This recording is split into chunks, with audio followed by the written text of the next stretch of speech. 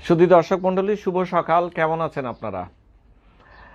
যুক্তরাষ্ট্রের অবস্থা এই মুহূর্তে করোনা পরিস্থিতি নিয়ে আমার মনে হয় যে সামাজিকভাবে নেইবারহুডগুলোতে অবস্থাটা আগের একটি সপ্তাহের তুলনায় বা 3টি সপ্তাহের তুলনায় এই মুহূর্তে সর্বোত্তম আমি বলবো।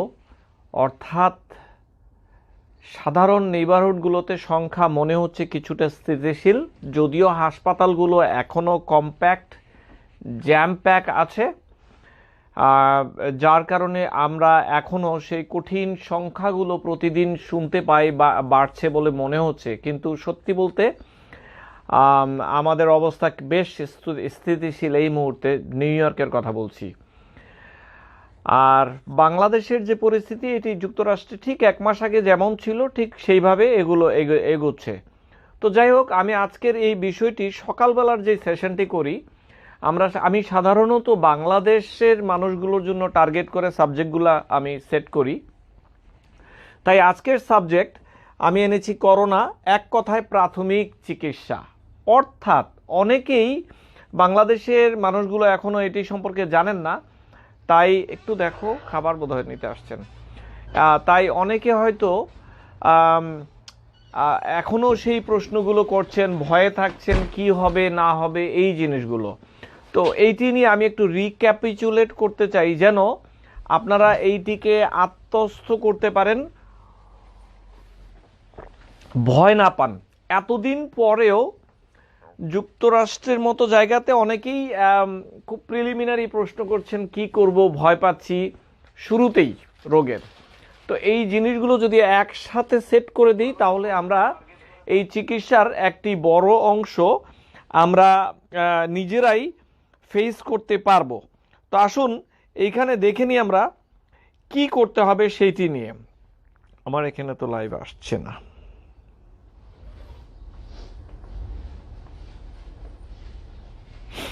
শেয়ার করতে চাচ্ছিলাম, হচ্ছে না।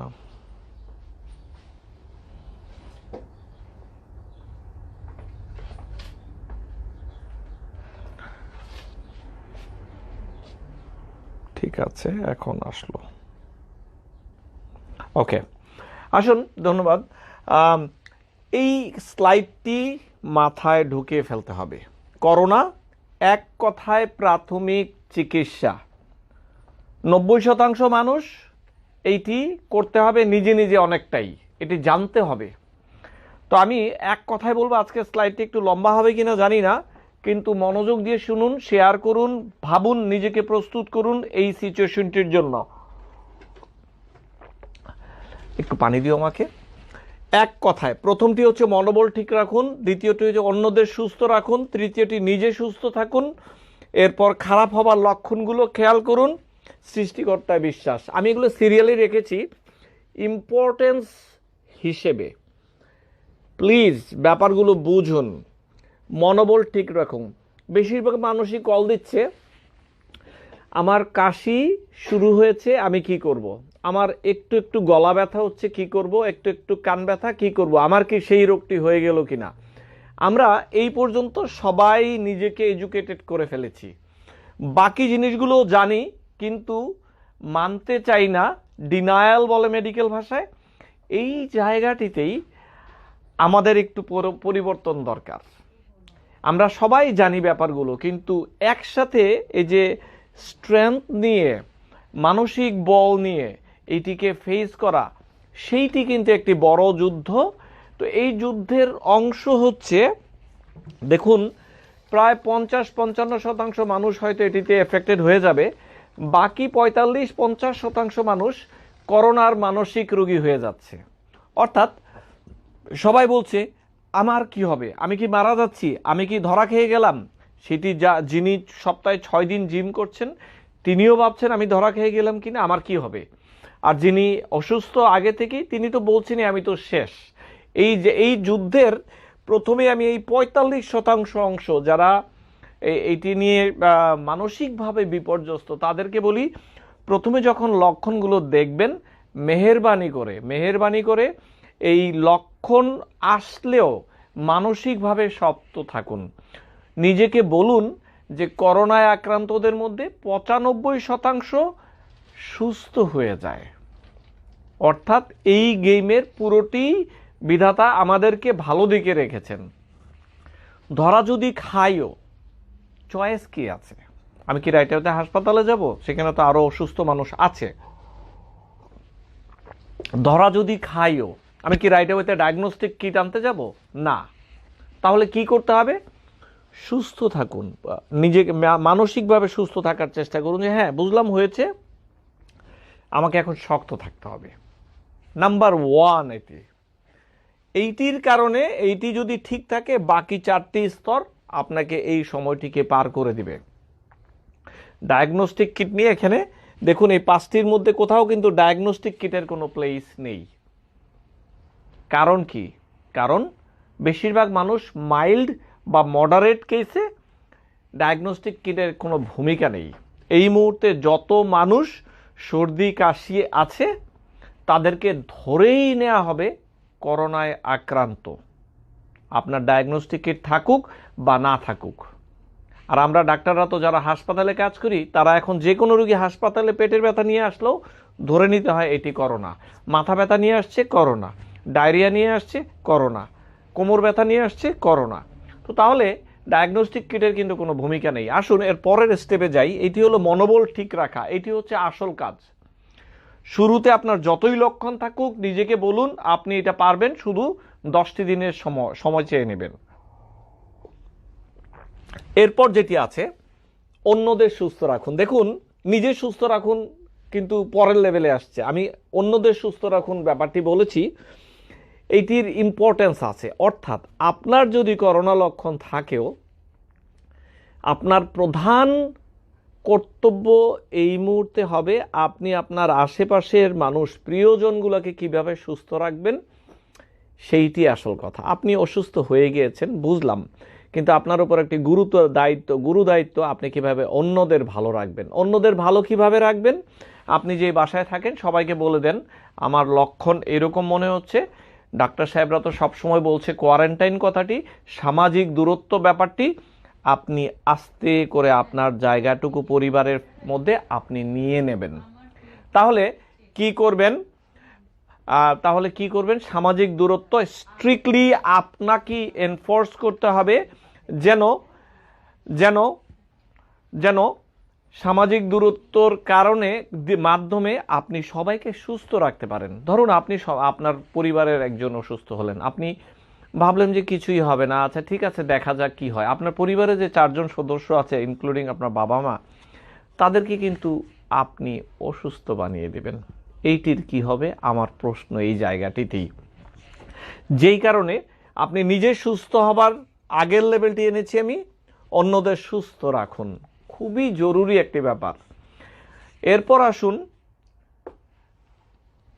নিজে সুস্থ থাকুন, লক্ষণ ভেদে চিকিৎসা। এটি এখনো পর্যন্ত 95% মানুষ লক্ষণ ভেদে চিকিৎসায় ভালো হয়ে যাচ্ছে, এবং এই লক্ষণ ভেদে চিকিৎসা আপনার ডাক্তার এই মুহূর্তে আপনি কোথাও ডাক্তার পাবেন না, সেটি যুক্তরাষ্ট্র হোক বাংলাদেশ হোক যেখানেই হোক, তারা ব্যস্ত সেই 5% মানুষকে কিভাবে চিকিৎসা দিবে সেইটি নিয়ে। তাহলে এই লক্ষণ ভেদে চিকিৎসার অংশটুকু আপনাকে জানতেই হবে। এই ব্যাপারটি একটু শুনে নিন, আমি অন্য স্লাইডে বলেছি ওগুলোও দেখবেন, কিন্তু এইটি জানতেই হবে সবাইকেই। লক্ষণ কি? জ্বর, কাশি, গলা ব্যথা, শ্বাসকষ্ট। শ্বাসকষ্টটা পরে বলি, একটু ডায়রিয়া এগুলো। তো এই যে সামনের 10 দিন আপনাদের যাদের হলো মনে করেন, তারা কিন্তু এগুলো জানতে হবে কি করতে হবে। আপনার যদি অন্যান্য সমস্যা না থাকে, জ্বর 100.4 উপরে ফারেনহাইটের উপরে না যায়, আপনি প্যারাসিটামল দিয়েই চালিয়ে নিতে পারেন, কিন্তু জ্বরের শরীর ব্যথার ব্যাপারটি 6 ঘন্টা পর পর 500 মিলিগ্রামের বা 6 থেকে 8 ঘন্টা পর পর, যদি নর্মাল ওজন হয় আপনার একজন অ্যাডাল্ট মানুষ, 6 ঘন্টা পর পর এই প্যারাসিটামল জাতীয় ওষুধগুলো খেয়ে যেতে পারেন। এখন কতদিন খাবেন? 10 দিন আপনার রোগটি চলছে, আপনি 10 দিন খেতে পারেন নিরাপদে, অন্য যদি মেজর সমস্যা না থাকে। আর এর মধ্যে যদি জ্বর কমতে না থাকে, তাহলে ন্যাপ্রক্সেন জাতীয় ঔষধ, এটি 500 মিলিগ্রাম দিনে 2 বার করে যদি প্রয়োজন হয় স্বল্প সময়ের জন্য খাওয়া যেতে পারে, যদি কিডনির প্রবলেম বা আলসার না থাকে। এখন এইটি সাময়িক। তো এই জ্বরটি আমি দেখেছি 14, 15, 16 দিন পর্যন্ত অনেকের থাকে। সো তাহলে এই জ্বর, শরীর ব্যথা, মাথা ব্যথা, এটির জন্য প্যারাসিটামলই সর্বোত্তম ঔষধ। এটি এক। কাশির জন্য বাজারে বিভিন্ন রকমের ঔষধ পাওয়া যায়। একান্ত যদি মিনিংফুল শ্বাসকষ্ট না হয়, এটি নিয়ে টেনশন করার কিছু নাই। কফ সিরাপ বা কফের ট্যাবলেট খেয়ে যান রাউন্ড দ্য ক্লক, এটি থাকবে। চতুর্থ বা পঞ্চম দিনে গিয়ে একটু পেট নরম হয়, সেই সময়টিতে একটু কেয়ারফুল থাকতে হবে। পেট নর্মাল করার ওষুধ খেতে পারেন, অথবা অপেক্ষা করুন 2টি দিন। এটি একটি ইম্পর্টেন্ট জিনিস। এরপর মাথা ব্যথা, দুর্বলতা। মাথা ব্যথাটি সাধারণত চলে যায়, কিন্তু দুর্বলতাটুকু বেশ কিছুদিন থাকবে। অনেকের 6 সপ্তাহ পর্যন্ত থাকে দুর্বলতা। সেই জায়গাটি তো মানসিক একটি ব্যাপার রয়েছে, এটি খেয়াল রাখতে হবে। আর এই রকম সিচুয়েশনে দেখা গিয়েছে যে কিছু মানুষ এই পরিস্থিতিটিকে খুব ভালোভাবে হ্যান্ডেল করতে পারে, যারা শুধুমাত্র শুয়ে বসে না থাকে, যারা একটু হাঁটাচলা করে, রুমের ভিতরেই হোক, একটু পজিটিভ মাইন্ড থাকে, আমাকে পারতেই হবে, একটু বাসার মধ্যে একটু এক্সারসাইজ, প্রচুর পানি খেতে হবে। এই পজিটিভ মানুষগুলো দেখা গিয়েছে যে এই করোনার আক্রান্ত হলেও তাদের আউটকামটি একটু বেশি। এটি আমি ব্যক্তিগত অভিজ্ঞতা থেকে বলছি। সারাক্ষণ শুয়ে বসে থাকবেন, এইটি হবে না। একটি ওয়ার্ম বাথ নিন, গোসল করুন, পজিটিভ থাকুন, বসুন, কম্পিউটারে একটু দেখেন কি হচ্ছে, মেবি টিভিতে আপনার প্রিয় খেলাটি দেখতে পারেন, একটু ফ্রেশ বাতাস নিন জানলাটি খুলে, পজিটিভ ভাবুন, বন্ধু বান্ধবের সাথে একটু কথা বলুন, দোস্ত কেমন আছিস, এই অবস্থা। তো এইটি করে পজিটিভ না থাকলে কিন্তু শুধুমাত্র শুয়ে থাকবেন, রেস্ট করবেন, ভাববেন কোনো একটি সময় চলে যাবে, এটি হবে না। এই সময়টিতে প্রচুর পানি খেতে হবে। পানির যেই প্রয়োজনীয়তা সেটি বেড়ে যায়, শরীরের ভিতর প্রচুর প্রদাহ চলতে থাকে, এই জন্য এটির প্রয়োজনীয়তা বেড়ে যায়। প্রায় ডাবল করে দিন আপনার পানি পান করারটি। প্লেন ওয়াটার, কি খেতে পারলেন না পারলেন সেটি নয়, প্লেন ওয়াটার খেতে হবে। এরপর আসুন, তো লক্ষণগুলো তো আমরা বুঝে গেলাম। 8 থেকে 9 দিনের মাথায় দেখা যায় যে মানুষের শ্বাসকষ্ট কিছুটা শুরু হয়েছে। সেই জন্য ফুসফুসের কিছু ব্যায়াম আগে থেকেই সবার করা উচিত, যেটি আমি আগামীকাল সকালে আমি পরিষ্কারভাবে দেখাবো ফুসফুসের ব্যায়াম কিভাবে করতে হবে। কিন্তু সেই ব্যায়ামটি করতে হবে। এখন একটু বলি, 2টি জোরে শ্বাস নিয়ে হোল্ড করুন 5 সেকেন্ড, ছেড়ে দিন আবার। এইরকম টাইপের ব্যায়াম আমি আরো বিস্তারিত অনেকগুলো বলবো। এভাবে সকালে 5 বার, রাতে 5 বার করবেন। একটু কাশি আসবে, একটু কাশি বেড়ে যাবে এটি করার সময়, কিন্তু কোনো অসুবিধা নেই, এইটি নিয়ম এটির। তো যাই হোক, পজিটিভ থিঙ্কিং এবং এক্সারসাইজ এবং নিজে সুস্থ থাকা লক্ষণ বেঁধে সেইটিও বুঝতে হবে। এরপর এই পরিস্থিতিতে আগামী 9-10 দিন সকল মানুষ যারা এফেক্টেড হচ্ছেন বা হয়েছেন তাদের জন্য একটি যুদ্ধ 12-13 দিন পর্যন্ত থাকে। খারাপ হওয়ার লক্ষণগুলো শুধু যদি একটু মাথায় রাখেন। অনেককে দেখেছি প্রথম দিন থেকে বলছেন আমার কি শ্বাসকষ্ট হচ্ছে, যার জ্বর নেই সেও বলছে আমার শ্বাসকষ্ট হচ্ছে। ব্যাপারটি কিন্তু ঠিক সেই রকম নয়, সত্যি ব্যাপারটি সেরকম নয়। খারাপ হবার লক্ষণগুলো জাস্ট একটু মাথায় রাখুন। সারাদিনে হয়তো 1-2 বার নিজে ভাবতে পারেন যদি লক্ষণ আসে তবে। এছাড়া এইটি নিয়ে প্রি অকুপাইড হয়ে আপনি জীবনটি নষ্ট করে ফেলবেন তা হবে না। 95% মানুষের এই লক্ষণগুলো আসেই না। তবু জানানোর জন্য বলি, রক্তচাপ কমে যাবার সম্ভাবনা থাকে শেষের দিকে, যেমন 122/60, তার নিচে অল্টার্ড মেন্টাল স্ট্যাটাস, অর্থাৎ আপনি মানুষ চিনবেন না, আবোল তাবোল বকবেন, এটি হবার সম্ভাবনা থাকলে মনে করবেন যে এটি খারাপের দিকে যাচ্ছে। এটি খুব কম, রেয়ারলি 1 থেকে 2% মানুষের হয়। তৃতীয়টি হচ্ছে ট্যাকিপনিয়া, শ্বাসকষ্ট। এখন আমরা বাঙালিদেরকে আমরা একটু মনস্তাত্ত্বিকভাবে আমরা একটু দুর্বল থাকি। যাকেই জিজ্ঞাসা করবেন শ্বাসকষ্ট আছে, তিনিই বলবেন আছে। সেটি নয়। আপনি 10টি স্টেপ হাঁটতে পারেন কিনা দেখুন, সিঁড়ি বাইতে পারছেন কিনা দেখুন। সেই ক্ষেত্রে যদি মাত্রাতিরিক্ত শ্বাসকষ্ট হয় সেইটিকে বলবো শ্বাসকষ্ট। বাসায় যদি মাপার যন্ত্র থাকে পালস অক্সিমিটার, যেটি দিয়ে অক্সিজেন মাপা যায়, সেই ক্ষেত্রে যদি 90% নিচে আসে তখন এটিকে মিনিংফুল বলা হয়। আমি অনেক হোম ভিজিট করছি, বেশিরভাগেরই দেখা যায় যে অক্সিজেনের মাত্রা 98%-র কাছাকাছি, কিন্তু মুখে বলছেন শ্বাসকষ্ট। সেই জায়গাগুলোতে আরেকটু সতর্ক হওয়া উচিত। সেখানে একটি মনের কম্পোনেন্ট আছে, সেই জায়গাটিতে শক্ত থাকতে হবে। আমি বারবার বলছি, এই যে 4 নাম্বার পয়েন্টে খারাপ হওয়ার লক্ষণগুলো, এগুলো শুধুমাত্র জানানোর জন্য জানানো। সারাদিন যে এটি নিয়ে বসে থাকবেন এটি হবে না। এটি হলে আপনি প্রথম যে মনোবল ঠিক রাখার যেই পয়েন্ট, এটিতে হেরে গেলেন। এখানে হারার কোনো সুযোগ নেই। এরপর আসুন সৃষ্টিকর্তায় বিশ্বাস। শুনুন, রোগটি আল্লাহ তাআলা দিয়েছেন, সর্বশক্তিমান যিনি, তিনি ভালো করবেন। তার নিজস্ব একটি প্ল্যান রয়েছে, এইটি ওনার নিজের দায়িত্ব। ওনার প্ল্যান মতোই আমরা আগাবো। আমরা যদি হাসপাতালে আইসিইউতে গিয়ে আগে থেকেও বসে থাকি, কোনো লাভ হবে না। খেলা যা প্ল্যান করার উনি করে রেখেছেন। আপনি যেই ধর্মে বিশ্বাস করুন সেইখানে আপনি ক্ষমা প্রার্থনা করুন, এই যেন এই রোগটি থেকে আপনি মুক্তি পান। এটি করতে হবে, তার উপর বিশ্বাস রাখতে হবে। আসুন আমি প্রথম থেকে আরেকটু বলি, তারপর কিছু প্রশ্নে যাব। করোনা এক কথায় প্রাথমিক চিকিৎসা, আজকের এই বক্তব্যটি বানিয়েছি। এই মুহূর্তে প্রচুর মানুষ বাংলাদেশে আক্রান্ত হচ্ছে। আপনারা নিজেরা রাস্তায় ছুটোছুটি না করে নিজেরা কিভাবে চিকিৎসা করতে পারবেন বা নিজেরা প্রাথমিক কাজগুলো করতে পারেন সেইটি করুন। এই মুহূর্তে মেহেরবানি করে 4 নাম্বার পয়েন্টটুকু না আসা পর্যন্ত নিজেরা বাসায় থেকে এই জিনিসগুলো চাইলে করা যেতে পারে। আমি বারবার এইটি বলতে চাই যে ছুটোছুটি করবেন না, মানসিকভাবে ভেঙে পড়বেন না।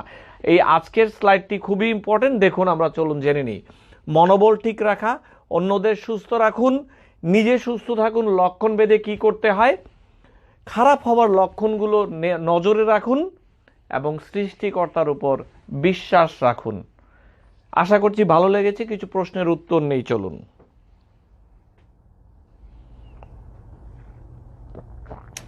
আজ একটি স্টাডিতে দেখতে পেলাম যে না, আসলে পানির মাধ্যমে এটি মানুষের লক্ষণ ছড়ায় না।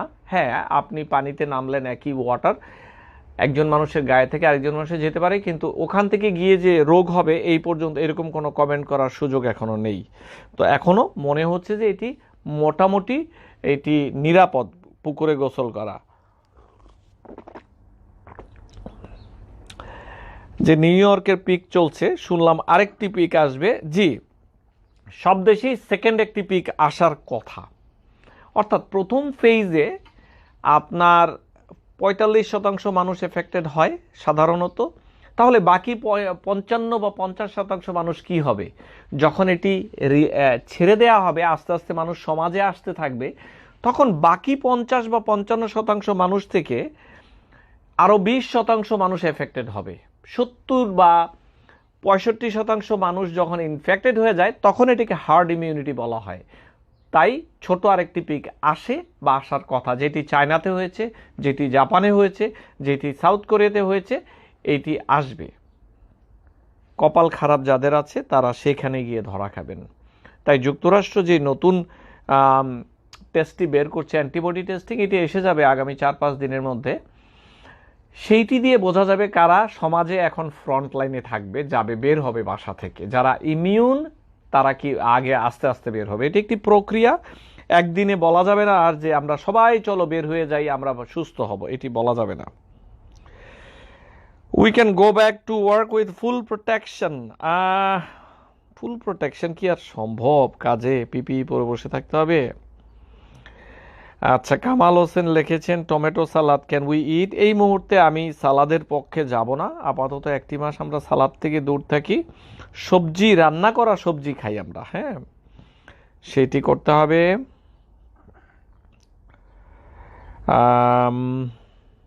I want to talk with you but how and when. যদি আপনি নিউ ইয়র্কের হন আমাকে SMS করতে পারেন। যদি সত্যি প্রয়োজন হয় স্বাস্থ্য কারণে এবং আপনি নিজের ডাক্তার পাচ্ছেন না, আমাকে SMS করতে পারেন 718-844-3360, 718-844-3360। হাইড্রক্সিক্লোরোকুইন কতটা কার্যকর? এটি দেখুন, আমরা তো আশার বাণী খুঁজতে চাই সব সময়।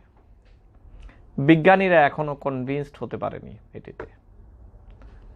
প্রেসিডেন্ট ডোনাল্ড ট্রাম্প ছাড়া আর কেউ আসলে এখনো কনভিন্সড হয়নি। FDA অ্যাপ্রুভ করেছে জোরাজুরির পাল্লায় পড়ে, কিন্তু CDC বলছে না। আর আমরা যারা ডাক্তাররা বিজ্ঞানীরা মাঠে ঘাটে আছি তারা দিচ্ছি, যদি অ্যাভেলেবল থাকে মডারেট টু সিরিয়াস ডিজিজ, যদি কাজে লেগে যায়, না গেলেও নাই। তো কাজে না লাগলে আবার অনেক সময় দেখা যায় যে অনেকে মৃত্যুবরণ করছে এই ওষুধটি থেকে। তাই আমরা অতটা অপটিমিস্টিক নই সায়েন্টিস্টরা। অনেক সায়েন্টিস্ট বলবেন যে দাও না, কি হবে, ক্ষতি কি, কিছু একটা তো দিলাম। এখন এই কিছু একটা দিলামের উপর যারা বিশ্বাস করেন বিজ্ঞানীরা, তারা দিচ্ছেন। ব্যাপারটি এইটি। স্যার, তাহলে আপনি কি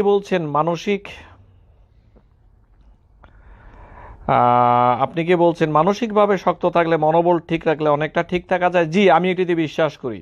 আমি শত শত উদাহরণ দেব, যারা মানসিকভাবে শক্ত তারা এটি ভালোভাবে এই সময়টুকু পার করতে পেরেছে। হ্যাঁ, আচ্ছা, একটি উদাহরণ দিই।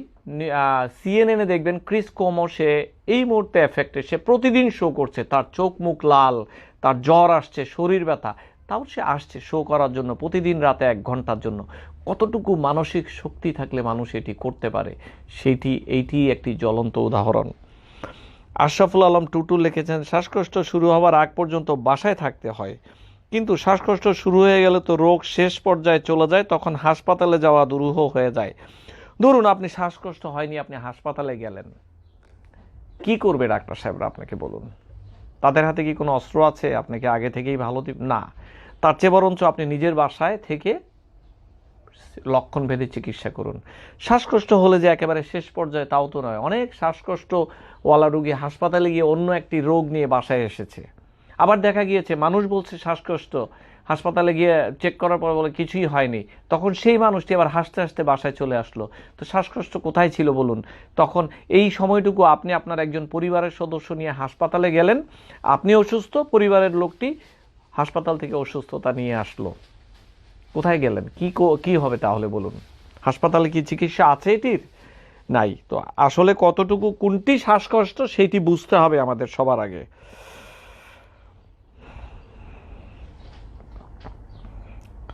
খুব সুন্দর প্রশ্ন করেছেন যদিও ভাই।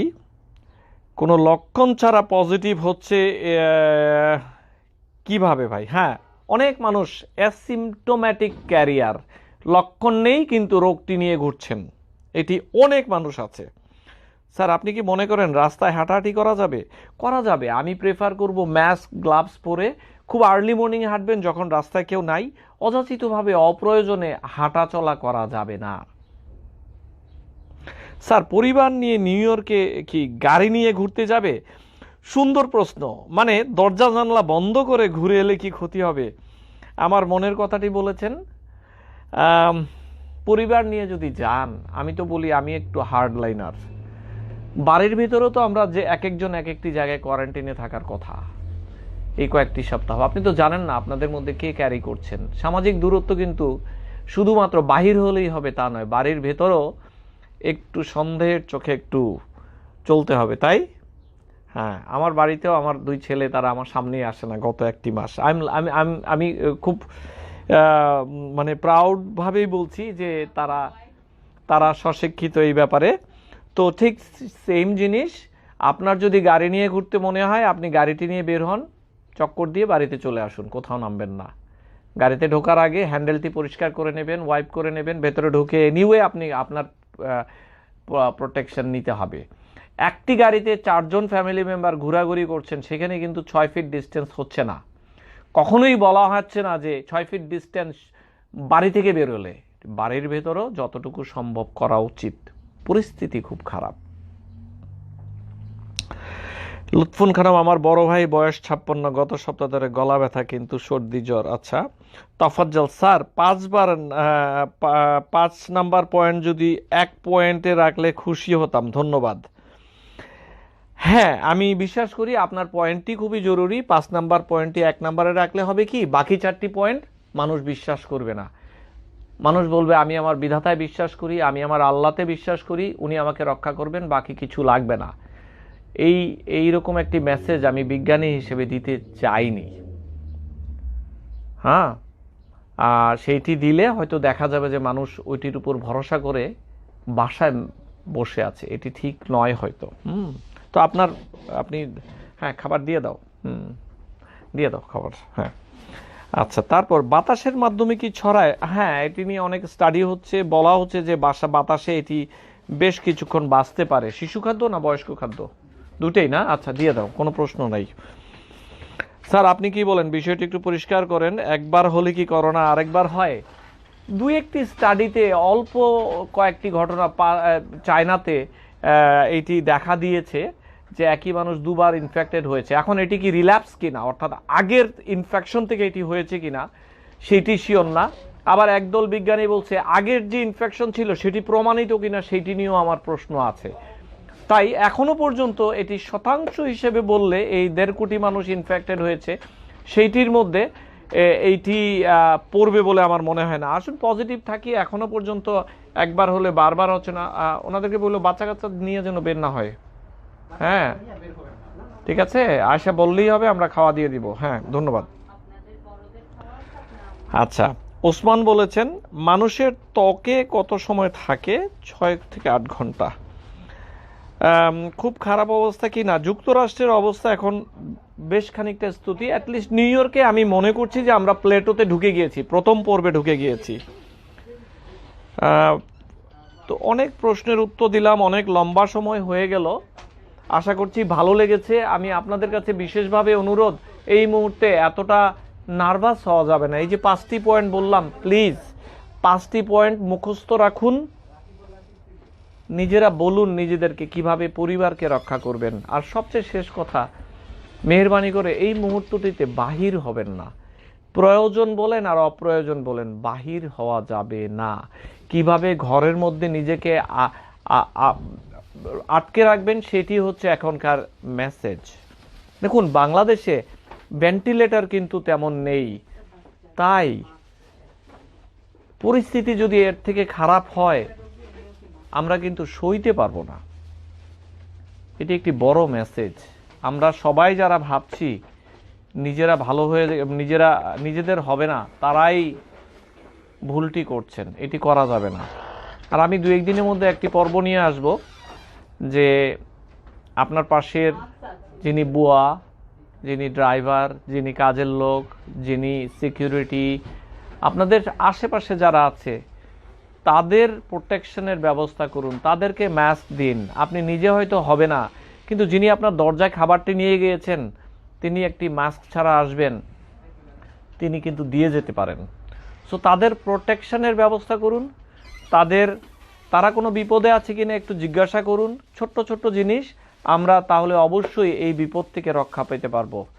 আমি ইদানিং একটু কথা বেশি বলি, ক্ষমা প্রার্থী এই জন্য। আশা করছি ভালো লেগেছে। আজ রাতে আমরা একজন মনোবিজ্ঞানীকে নিয়ে লাইভে আসব। শিশুদের জন্য ব্যাপারটি, অনেক শিশুরা এই বিপদের সময় বিপদগ্রস্ত হয়ে যাচ্ছে মানসিকভাবে, সেইটি কিভাবে সামাল দিব সেটি নিয়ে আসব। সেই পর্যন্ত সুস্থ থাকুন সবাই, ভালো থাকুন। আমি যুক্তরাষ্ট্রের নিউ ইয়র্ক থেকে ডাক্তার ফেরদৌস খন্দকার বলছি। শেয়ার দিন।